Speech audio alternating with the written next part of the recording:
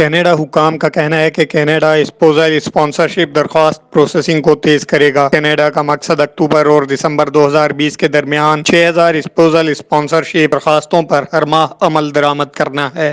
Canada اکتوبر اور دسمبر 2020 کے درمیان ہر مہینے 6000 ازدواجی کفالت کی درخواستوں پر کارروائی اور اس کو حتمی شکل دینے کی کوشش کر رہا ہے۔ اس بات کا اعلان IRCC نے کیا ہے۔ IRCC نے عملے کی تعداد میں اضافہ کیا ہے جو انتظار کے اوقات کو کم کرنے اور درخواستوں پر تیزی سے عمل درآمد کرنے کے لیے اسپوزل کفالت کی درخواستوں کا جائزہ لیں گے۔ اس کے علاوہ IRCC درخواستوں کو ڈیجیٹلائز کرنے کے لیے نئی ٹیکنالوجی کا استعمال کرنے جا رہی ہے۔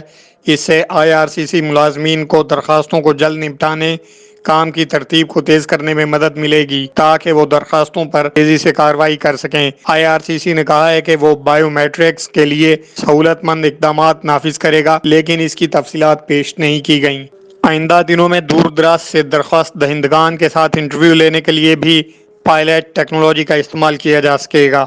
ان اقدامات کا مقصد 2020 کے اختتام تک ہر ماہ تقریباً 6000 اسپوزل اسپانسرشپ درخواستوں کو تیزی سے نپٹانا، ترجیحی بنانا اور اسے حتمی شکل دینا ہے۔ مجموعی طور پر اس کے نتیجے میں اس سال کے آخر تک 49,000 درخواستوں کے فیصلے متوقع ہیں۔ IRCC کے مطابق کورونا وائرس نے کینیڈا کے شہریوں اور مستقل رہائشیوں کے لیے اپنے شریک حیات کی کفالت کے لیے غیر یقینی صورتحال پیدا کر دی ہے۔ یہ خاندانوں کو اکٹھا کرنے کے لیے جدید اور ہمدردانہ طریقے سے کام کا آغاز ہے۔ کورونا وائرس کے ذریعے اسپوزل اسپانسرشپ ایپلیکیشن پروسیسنگ پر اثر پڑا ہے، جس کے نتیجے میں حالیہ مظاہرے ہوئے ہیں۔ امیگریشن کے وزیر مارکو مینڈیسینو نے ان چیلنجوں کو تسلیم کیا جن کی وجہ سے سست پروسیسنگ نے خاندانوں کے لیے پریشانی پیدا کی ہے۔ وزیر کے مطابق ہم سمجھتے ہیں کہ پچھلے کچھ مہینوں میں لوگ مشکل وقتوں میں اپنے پیاروں سے دور ہیں۔ یہی وجہ ہے کہ ہم زیادہ سے زیادہ میاں بیوی کی درخواستوں کی منظوری کو تیز کر رہے ہیں۔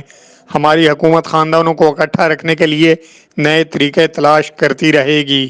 اس کے لیے امیگریشن لیول پلان 2020-2022 کے تحت کینیڈا نے 3,41,000 تارکین وطن میں سے 70,000 میاں بیوی، شراکت داروں اور بچوں کو بھی بلانے پر اتفاق کیا ہے۔